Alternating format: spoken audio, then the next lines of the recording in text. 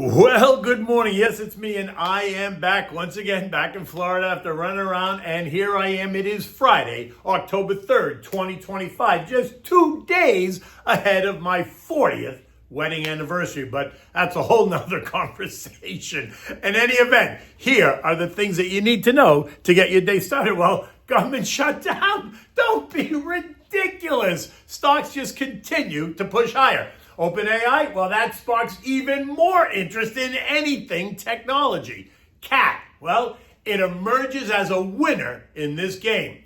You can teach an old dog new tricks. I guess that's what that means. Bonds are up, yields are down, oil continues to decline while gold hovers at all-time highs. And what do we have at dinner tonight? We're going to have the Sicilian swordfish, right? And the good times keep rolling. Stocks continued their unprecedented run, refusing to take even just a breath. Investors unfazed by the shutdown and the fact that the prediction markets don't even think that this is going to end until sometime the week after next, so the week of October 12th. At the end of the day, the Dow's up 70 points. The S&P's up 4. The Nasdaq was up 89 points. The Russell gained 16. The Transport's added 95. The equal weight S&P was up 17. While the Mag 7 surprised everyone, losing 161 points. Apparently, the losses in Tesla down 5% and Microsoft down 1% overwhelmed the gains in Meta, Amazon, Apple, Nvidia, and Google. OpenAI's recent share sale giving it a $500 billion valuation, only fanning the flames of excitement for anything technology. And then the excitement here is rolling over into stocks that you would not necessarily connect directly to AI. But it's happening. The latest name to enjoy the spotlight is none other than an old industrial company. Think 1925 old. One that does not necessarily scream revolution, but is now front and center of the action. Caterpillar Tractor up 35% year to date and up 20% just in the last month alone is the latest name to enjoy the excitement and emerge as an unlikely winner in the game. You see, it doesn't look like it has a direct connection, but it does. Cat manufactures construction and mining equipment. They also manufacture natural gas engines and turbines, along with a whole list of other things. So here's the link. Investors are betting that the massive AI demand for electricity and processing power means that Caterpillar turbines are going to be in big demand, front and center, to help produce all the electricity needed to run the AI data centers. Now, recall how yesterday we also highlighted utilities. They're up 16.4% year to date, outperforming the broader market, right? The S&P's up, I think, 13%. Because of their role in being that steady supplier of energy needed, again, to power the data centers. And who's going to provide the turbines that help create the electricity that the utility companies need to provide? Bingo, Caterpillar. But there are other names in the sector, and they include ASTE. It's up 44% year to date. Hitachi's up 35%, and Hyundai's up 116%, along with a couple of others. But Cat is squarely in the game. In addition, the metals and miners are up big as well. The XME is up 70% year to date. We've been talking about that. And Caterpillar makes mining equipment as well. Now recall that the Trump administration added 6 new commodities to the critical minerals list, and they all need to be mined. See how this works? Everybody's in bed with everybody, and apparently everyone's having a ball. Now, what is interesting is that of the 11 S&P sectors yesterday, the broad sectors, only 3 of them ended the day higher. Basic materials up 1.2%. Tech was up 0.5%. Industrials up by 0.25%. The other 8 sectors were lower, led by energy down 1% because oil fell another 1.8%. Consumer discretionary down 0.7. Real estate down 0.5%. Consumer staples down 0.4. Communications, healthcare, and utilities all down 0.2, while financials ended the day down 0.1%. And as you can imagine, disruptive tech, right? The ARK ETF, ARKK, was up 2.6. Cyber was up 0.7. Semis up 2%. Robotics and AI up 1.7%. Next generation internet services up 2%. And quantum is just another sector that won't stop. Rigetti's up 18%. QBTS up 14%. IonQ up 10%. And that was just yesterday. Yearly performance for them, for those 3 stocks, up 131%, up 274%, up 66% respectively. Bonds rose, the TLT and TLH both up 0.3% respectively. 10-year yields are now yielding 4.08, while the 30-year is yielding 4.66, both down off their recent highs. Now, the 30-year is below 4.7, and that is key. Watch the September 30th low of 4.67. Should we break that, that puts September 17th low of 460 right in play. Fed fund futures are pricing in those 2 additional rate cuts this year, 25 in October, 25 in December.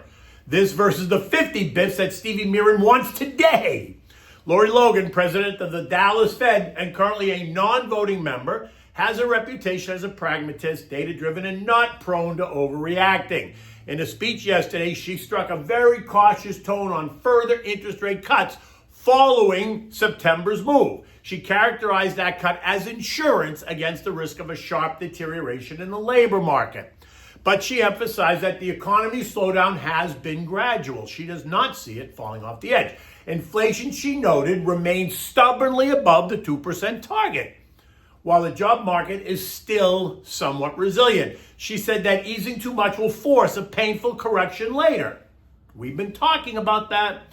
What's interesting here is that she still is pointing to 2% as their goal, even as it feels increasingly clear that the Fed has already quietly accepted 3% as a new normal. After all, inflation is sitting at 3%, and the Fed is already in a rate-cutting mode, right? That says a lot about where the real target may be. Oil, as noted, fell by 1.8% yesterday and is now trading at $60.87. We now have broken the August and September lows of $61.20, so $60 is the next target. Analysts, though, are targeting the mid-50s as the settlement price once this is all over. The weakness is all about the increase in production out of the Saudis, think OPEC plus, as well as the idea of a supply glut coming in 2026. In any event, lower oil prices is a boom for consumers and businesses, so people should stop complaining. Gold is holding steady at all-time highs as the markets wait for an end to the shutdown. It's doing nothing but causing more uncertainty, or maybe not. Markets don't seem to be so anxious about it. This morning, gold is up $8 at 38.64. U.S. futures are what? Higher. Dow futures up 117, SP's up 20, Nasdaq up 70, while the Russell's up 12. We will not get the monthly NFP report, which was due today because of the shutdown, which makes me ask, did they force a shutdown because the data would have been so weak, just like the ADP report, that it would have caused a bit of panic? Essentially that they didn't want to release it, or am I just being a conspiracy theorist? I guess we're going to find out at some point because it's going to have to come out at some point. As noted, the prediction markets, right, they don't think that this shutdown ends until the week of October 12th, if even then. Earnings start officially on the 14th with the big banks, think JP Morgan, Citibank, Wells Fargo, etc. Although Pepsi and Delta Airlines, which are both big companies, but they're not Dow companies like JP Morgan, they report on the 9th. And word is that analysts are bracing for a weak Pepsi report and a cautiously optimistic Delta Airlines report. The September CPI is due out on the 15th, the PPI is due out on the 16th, but if the government is still shut down by then, we won't get that data either. And that's going to spark all kinds of chatter about what the Fed is going to do next. Here's my take. You cannot convince me that the Fed is not going to know what the NFP report looks like, even if we don't. They're the ones that are setting policy. I just simply do not believe that a government agency that collects that data, that they've already collected, would let the Fed fly blind without any access to the data, shut down or not. I just don't believe it. But you do you.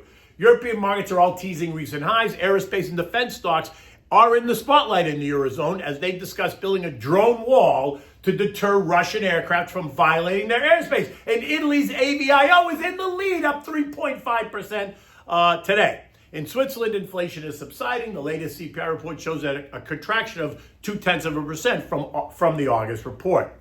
The SP closed at 67.15. It was up 4 points, closing again at another new 2025 high. Futures this morning are suggesting it's going to be another winner. As we move into the end of the week, with little to no economic data being reported, the focus is once again going to be on DC and what they're doing versus what they're not doing. In any event, look, just enjoy the ride.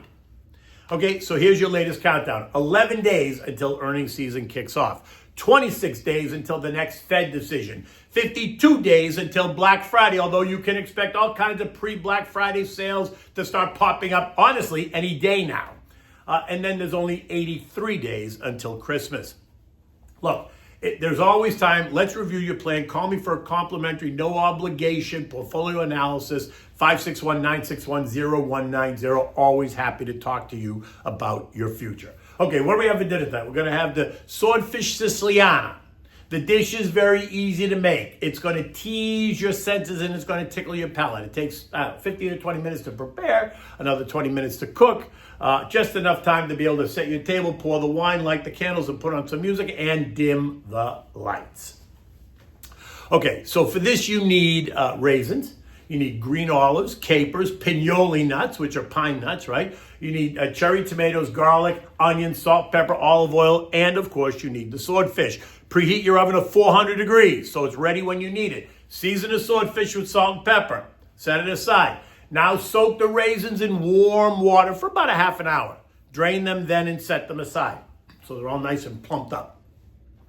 Heat the olive oil in a saute pan on medium-high heat. Saute the diced onion and the crushed garlic until it's soft. Make sure you don't want to burn it, maybe 5 to 8 minutes. That's it. Then you're going to add your raisins. You're going to add your chopped cherry tomatoes or diced tomatoes, whatever you use, chopped olives. You don't want any pits. And your capers, maybe like 1 tablespoon. Look, if you like capers, feel free to add a lot more, but if you add too much, it's going to overpower the dish. So just remember that. Reduce your heat to simmer and then cover it, stirring it occasionally for 15 minutes or so.